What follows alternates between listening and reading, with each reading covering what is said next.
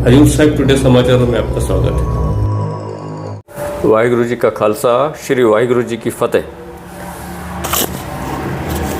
Maharashtra government द्वारा हजूर साहिब तखत सचखंड श्री हजूर अबचल नगर Sahib gurdwara board के लिए नया कानून प्रस्तावित किया गया, जिसे अधिनियम 2024 कहा जा रहा है।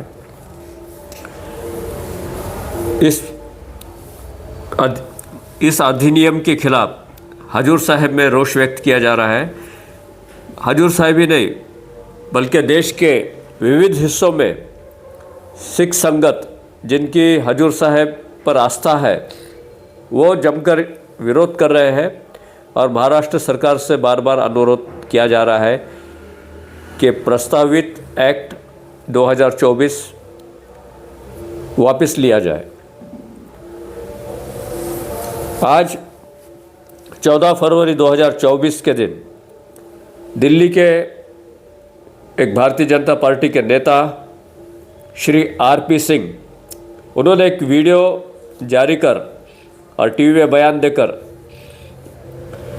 ये कहा है कि महाराष्ट्र के उप मुख्यमंत्री श्रीमान देवेंद्र फडणवीस ने उन्हें फ़ोन करके ये खबर दी कि गुरुद्वारा अधिनियम 2024 जो प्रस्तावित किया गया था, जिसे मंत्रिमंडल में मंजूरी दी गई थी, उसे वापस लिया जा रहा है।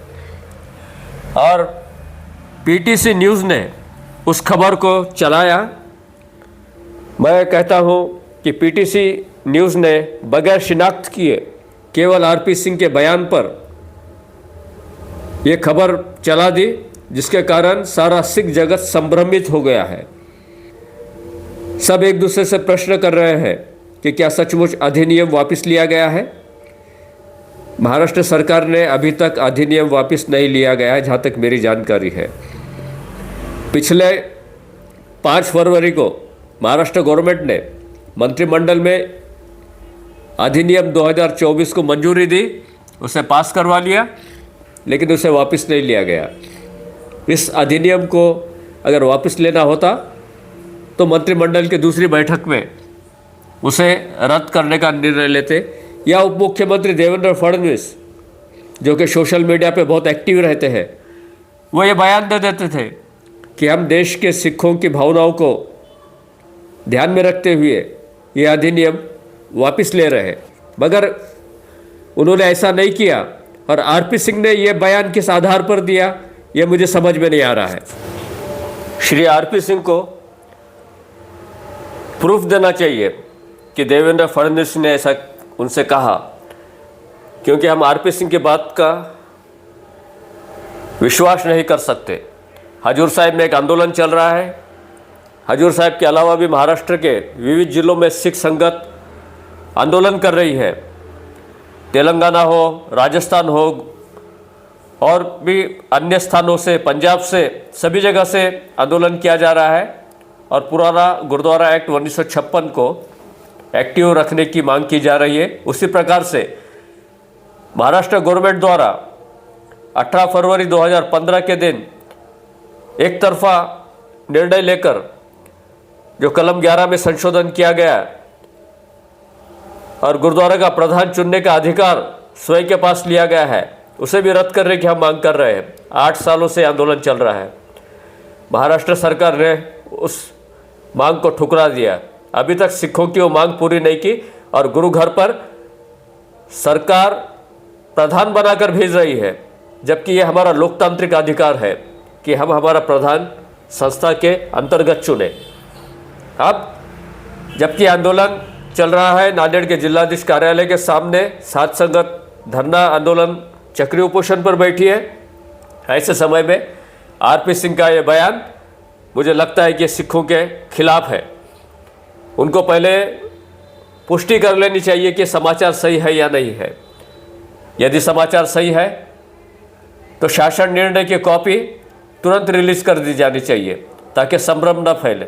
हजूर साहिब के जितने भी लोग हैं, मैं उनसे भी निवेदन करता हूँ साथ संगत से कि जब तक महाराष्ट्र सरकार अधिकृत रूप से घोषणा नहीं करती है, तब तक ये दिल्ली वालों की बातों पर विश्वास नहीं करना चाहिए। पिछले कुछ समय से दिल्ली के कुछ नेतागण बार बार गुरुद्वारा तख्त सचखंड हजूर साहिब के प्रबंधन को लेकर कुछ ना कुछ गतिविधियां संचालित कर रहे हैं। कभी डेलीगेशन लेकर उप मुख्यमंत्री के पास पहुंच जाते हैं, कभी किसी तरह से कुछ करते हैं, जिससे हजूर साहिब गुरुद्वारे के प्रतिमा को लेकर एक प्रश्न चिन्ह उपस्थित होता है। हजूर साहिब के किसी बाशिंदे ने आज तक दिल्ली गुरुद्वारा प्रबंधक कमेटी में हस्तक्षेप नहीं किया है। उनके इतने लड़ाइयाँ होते हैं, हमने टीवी पर देखा है। उन लड़ाइयों में भी कभी हमने यहाँ से कोई बयान जारी नहीं किया, लेकिन दिल्ली के लोग, कुछ नेतागण ये जानबूझकर हजूर साहिब के बारे में गलतफहमियाँ फैला रहे हैं। मैं उनसे निवेदन करता हूँ कि कृपया गुरु घर को बख्शो। गुरु महाराज जी हजर नाजर है, फिर आगे सोचिए आपका क्या हो सकता है। पॉलिटिकल पार्टी बड़ी है या आपको धर्म बड़ा है, इसका निर्णय आप खुद लीजिए। और हजूर साहिब के सभी लोगों से निवेदन करता हूँ कि अभी प्रतीक्षा करें, अपना आंदोलन सुचारू रूप से चालू रखें, शांतिपूर्वक आंदोलन जारी रखें। हमारी मांग पहुंचनी चाहिए सरकार के पास। और महाराष्ट्र सरकार से अनुरोध है कि वो अपना संदेश दिल्ली के मार्फत ना भेजे यहाँ पर। हम महाराष्ट्र के निवासी हैं, हम कोई बाहर देश से आए हुए नहीं है। हमारे बारे में आप कुछ भी निर्णय व्यक्तिगत रूप से ले लेते हैं, हमको खबर ही नहीं होती है। अभी 2024 अधिनियम के बारे में नांदेड़ में किसी को पूछा नहीं, ना गुरुद्वारा बोर्ड को कोई लेटर भेजा गया कि संशोधन कर रहे हैं। बस मंत्रालय में बैठ के निर्णय ले लिया गया, क्योंकि बाहर के लोगों ने डिमांड की थी। तो मेरा अनुरोध है महाराष्ट्र सरकार से कि नांदेड़ के सिखों की भावनाएं समझिए। आने वाले समय में लोकसभा विधानसभा के चुनाव भी है।